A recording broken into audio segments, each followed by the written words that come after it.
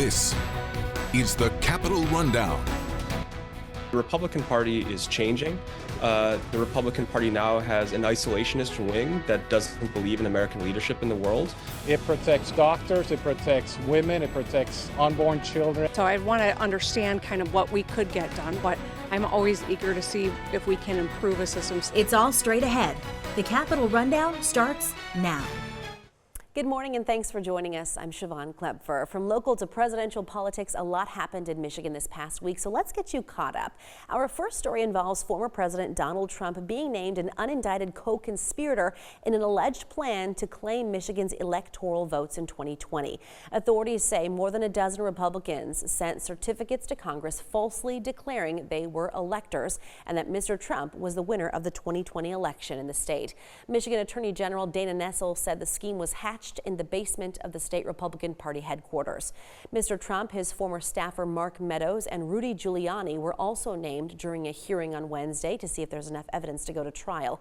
State investigator Howard Schock mentioned the names when a defense attorney asked if there were unindicted co-conspirators, which means they were not charged, but they say could have been part of the alleged plot.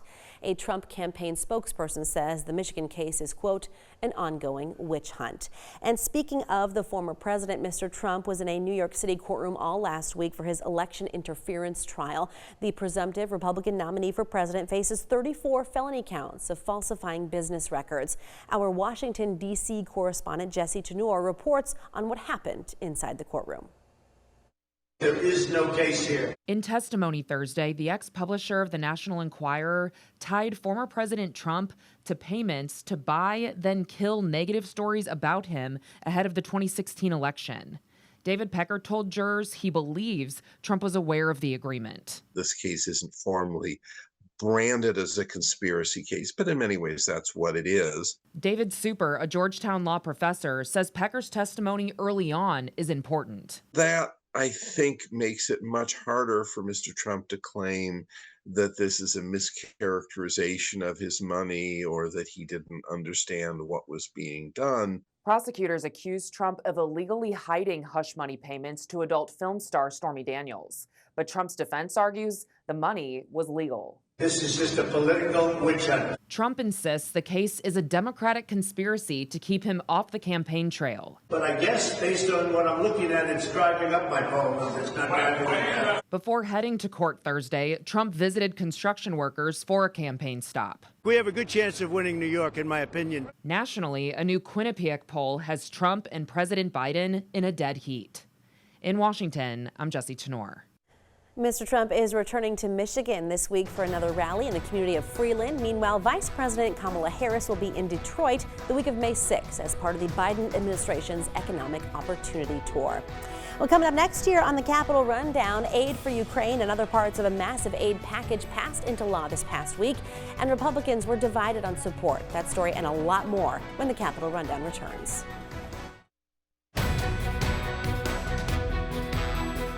Welcome back. On Capitol Hill, a bill that provides assistance to Ukraine, Israel, and Taiwan, along with a measure that could lead to a ban on TikTok, passed through Congress late Tuesday night. On Wednesday, President Joe Biden signed it into law. The $95 billion package had wide bipartisan margins of support, despite Republicans in the House working against it.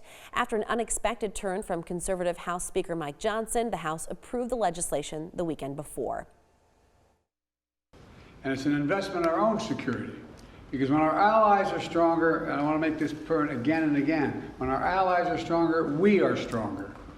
I'm grateful to all those in Congress, Democrats, Republicans, Independents, who voted for this bill.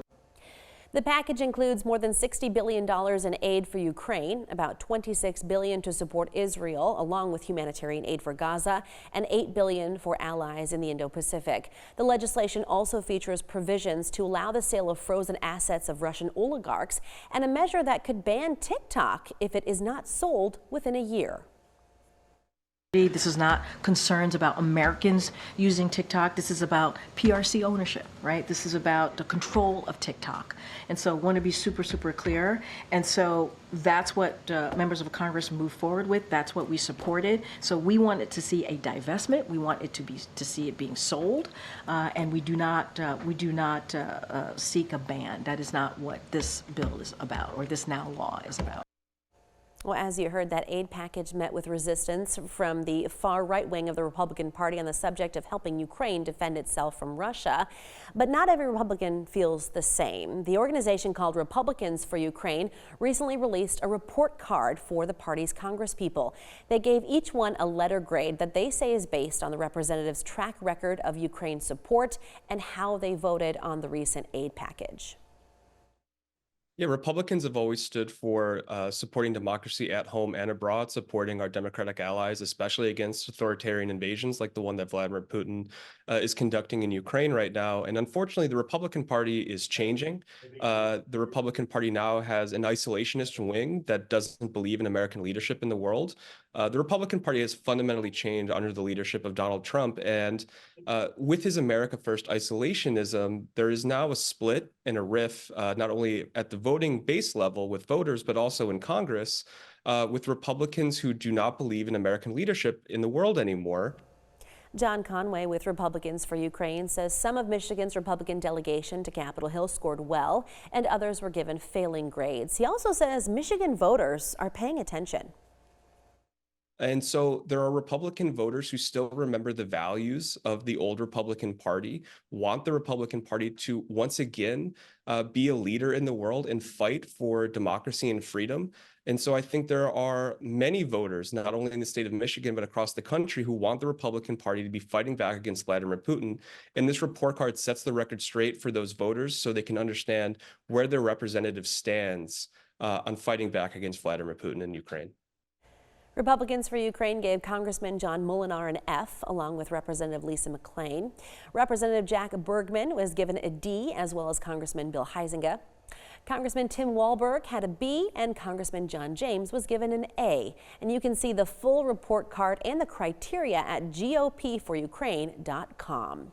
Republicans have complained about election fraud in Michigan, including dead citizens allegedly voting in the 2022 election. Our Capitol correspondent Tim Skubic spoke with an East Lansing consultant who does research on the state voting rolls. Here's what he had to say.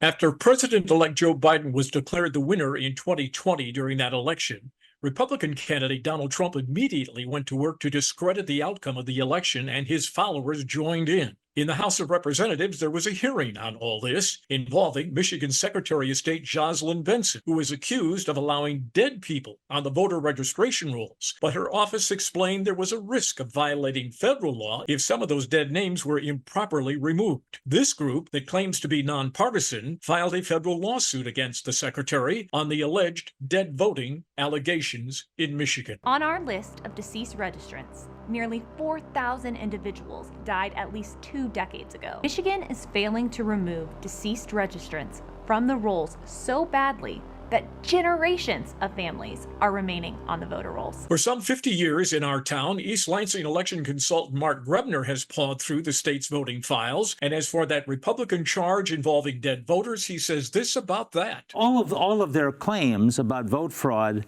are not backed up by actual documents. They're not backed up by being able to point to a precinct, a time, a name in the rolls, that sort of thing. Secretary Benson's office reports that dead voters' names are weekly removed from the rolls when the death notices come in from Social Security or other sources. And as for that lawsuit against her, the federal courts dismissed it last March. Mr. Grebner does report, however, that in the last election, 5 dead people theoretically did vote, but there was an explanation. A handful because they died after submitting absentee ballots and before Election Day. Well, coming up, dark money flows through Michigan politics. We'll tell you what some lawmakers want to do about it. That and much more after the break.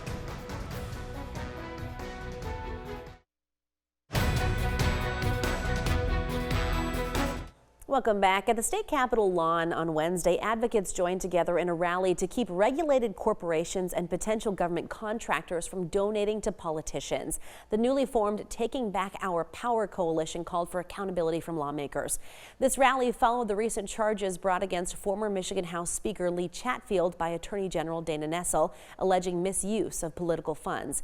The coalition says there is currently what it calls legal bribery from companies in Michigan's political system, and that legislators must take action to correct it.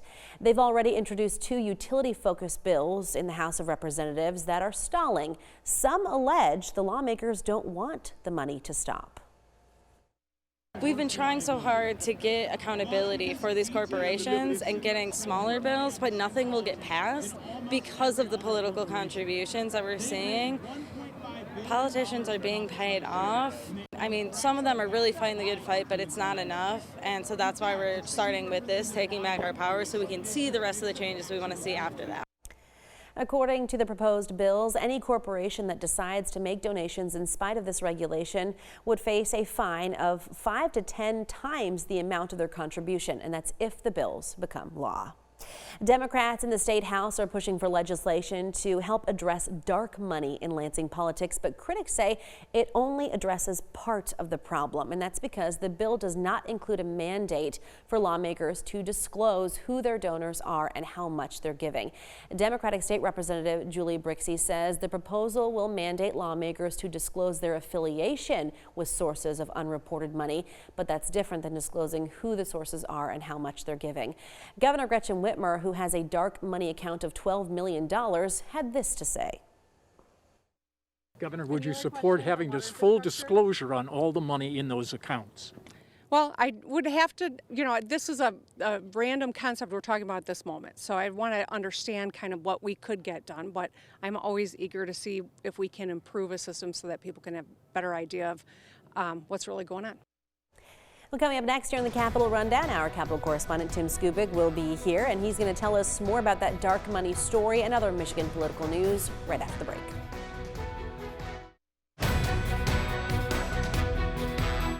Welcome back. Which politicians are getting what money from who is a secret here in Michigan, but that might change with impending legislation. Our Capitol correspondent Tim Skubic talked to the Rundown's Jorma Duran about that and other news from Lansing.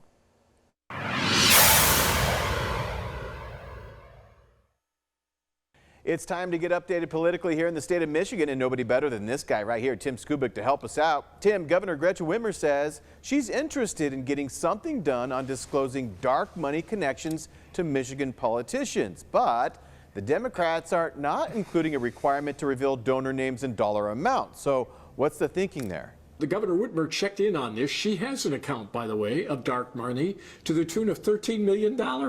Yeah, that's a lot of cash. That's a lot of money. Maybe that's why she's being tight-lipped. But do you see a future where she's the governor and the Democrats are in control and that we're going to be able to disclose that dark money? Well, let's not give up the ship yet, because there is legislation pending right now in the Michigan House that basically says this: you have to disclose that you have the fund.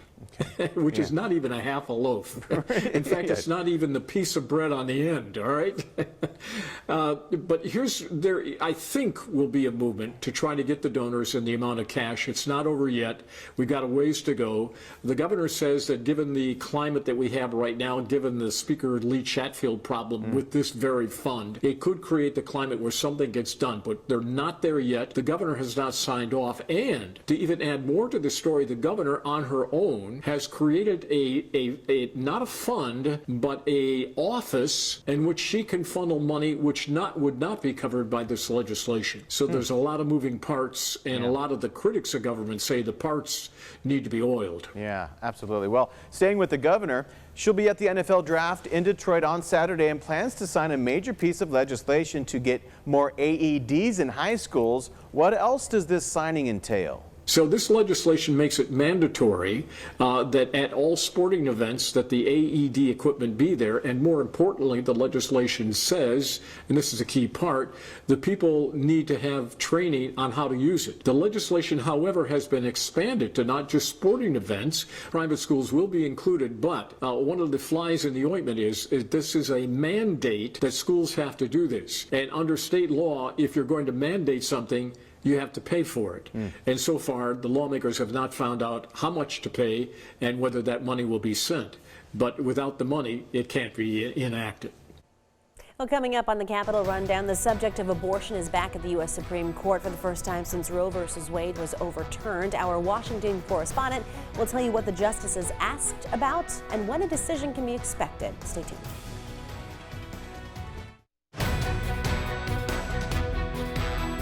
The issue of abortion is back before the Supreme Court. On Wednesday, the justices heard oral arguments on whether Idaho, one of several states that has enacted an abortion ban, can deny women emergency abortions if their lives are not immediately in danger.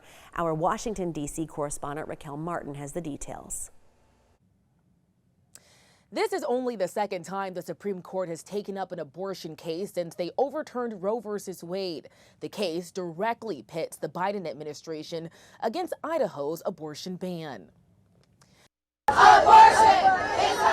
Abortion and anti-abortion rights advocates, they think that abortion is just health care when I see it as murder, gathered outside the Supreme Court Wednesday. It's unthinkable that we've even gotten to this point. Inside, the justices weighed if Idaho can prohibit emergency room doctors from providing abortions if a woman's life is not immediately at risk. The Biden administration argued a 1986 federal law known as EMTALA requires emergency room doctors to treat and stabilize patients, and abortions are not excluded. What Idaho is doing is waiting for women to wait and deteriorate and suffer the lifelong health consequences with no possible upside for the fetus. It just stacks tragedy upon tragedy. The reality is that our law is very clear. But Idaho's attorney general says the state's abortion ban already makes exceptions when a woman's life is in danger. It protects doctors, it protects women, it protects unborn children. He argues the federal government is out of bounds. The Biden administration can't manipulate one life affirming law in favor of another. Where to draw the line between state law and federal law appeared to leave some justices torn. We agree that there's a controversy here, but what I'm saying is No. There's more than a controversy.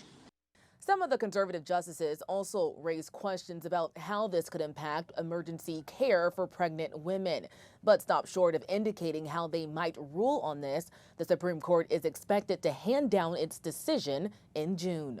For Now in Washington, Raquel Martin, back to you. Thank you, Raquel. And that's our show for this week. Thanks for watching the Capitol Rundown.